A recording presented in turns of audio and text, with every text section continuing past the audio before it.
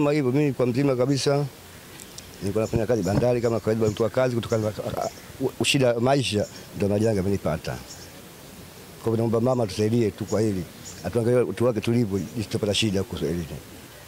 Hili jambo tumekuwa nalo, tumehangaika nalo kwa muda mrefu sana, na imefikia wakati mpaka hata wale wafanyakazi wenyewe ambao ni wadau ambao wanataka haki yao sasa wamefika hatua kama vile wamekata tamaa. Lakini kwa sasa hivi toka tumeanza hatua hizi sasa hivi za kufuatilia hili swala, baada ya kuandika barua kwa Katibu Mkuu Ofisi ya Rais Utumishi na kupeleka bandari, kwa kweli wakapata kutuita kukaa nao meza moja kwa mazungumzo ya kwanza na ya pili.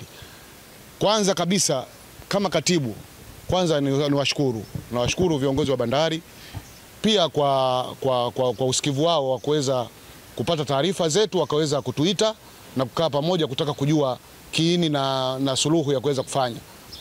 Pia ni mshukuru pia Katibu Mkuu Ofisi ya Rais Utumishi pia kwa kuweza kupokea barua yetu na kutambua madai yetu na haki yetu, stahiki yetu kisheria kama wafanyakazi ambao tumelitumikia shirika, nguvu zetu, jasho letu kwa muda mrefu.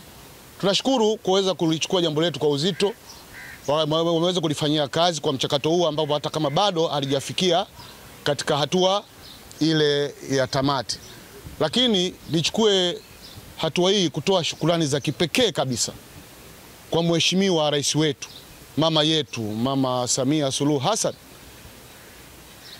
Ni kiongozi ambaye msikivu na ambaye anafuatilia mambo na kutaka kujua matatizo ya Watanzania anaoongoza. Lakini katika jitihada hizo tunamshukuru na kumwombea nguvu Mheshimiwa Rais wetu. Lakini ombi letu kubwa basi aweze kuliangalia hili jambo, ili swala ili aweze kuhakikisha analisimamia, ili sisi wa Tanzania basi tuweze kupata ile haki yetu, kwa sababu yeye ndio mwenye nchi, ndio rais ambaye ana uwezo wa kuamrisha kitu au kusema chochote. Sisi tuliokuwa wafanyakazi wa mamlaka ya bandari, wakati tukiwa tunafanya kazi na hivi sasa hivi tuko nyumbani, maisha yamekuwa magumu. Hata ule mlo kupatikana kwake ni tabu. Familia ya pande zote mbili, manake kikeni na kiumeni, ina maana kwamba hivi sasa hivi hawatuangalii kwa jicho la matatizo yanapotokea. Ina maana ya kwamba hata taarifa kupewa hatupewi. Pili, mimi nasema haki lilahi, maana sizungumze kutokana na nani, nimeshindwa kumsomesha mwanangu kwa sababu wakati huo ulikuwa masomo ya malipo, ameishia form 2 kutokana na uwezo wa kimaisha toka tulivyoondolewa mamlaka ya bandari yakawa yanayumba. Na kuna baadhi ya wenzetu, wafanyakazi wenzetu hawapo duniani, wamefariki bila kuipata haki yao. Ombi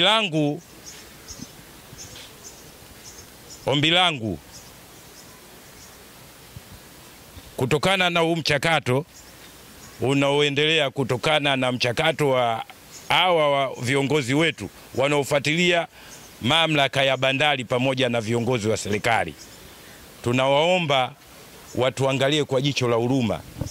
Sisi ni Watanzania wenzao kama wao, na sisi ni wanyonge, na unyonge wetu tunawaomba, kwa sababu wao washaliingilia hili swala, basi watufanyie haraka ili tuondokane na maisha tuliyokuwa nayo. Leo tunashindwa hata kuwalisha watoto wetu, kuwavisha, kuwatibia. Mheshimiwa Rais, sio na washitaki, ila nakuomba wewe ndio rais unayesikiliza hatima za wanyonge, na umeunda kamati mbalimbali za kisheria kwa ajili ya kuwatetea wanyonge. Wewe mwenyewe unaijua hali ya maisha jinsi ilivyo, na ndio maana umeshikwa na shauku ya kutuokoa. Ndio mwanga unaonekana kwa sasa hivi. Hata vikao si tuko wengi, karibu 900 kesi, mbona vikao wenyewe hatutimii. Watu wenyewe tunakatishana tamaa. Umeona bwana, miaka mingi miaka inaenda, tuna watoto sisi tunasoma. Sasa bwana, tunaisha vipi maisha haya? na mitendo kama ishaipata tayari. Tunaomba mama tusaidie tu, atuwezeshe sisi kama wenzetu. Ndio hilo tu mimi niko naomba, kwa sababu mwanzo tutakwenda chooni, sisi tutaenda chooni, tutaenda chooni na maisha kama ngumu kama haya. Ni hilo tu basi. Nilipata ajali katika harakati kutafuta ugali wa watoto, skavi cha nigonga hapo TRH hapo, ndio mitihani yote hii.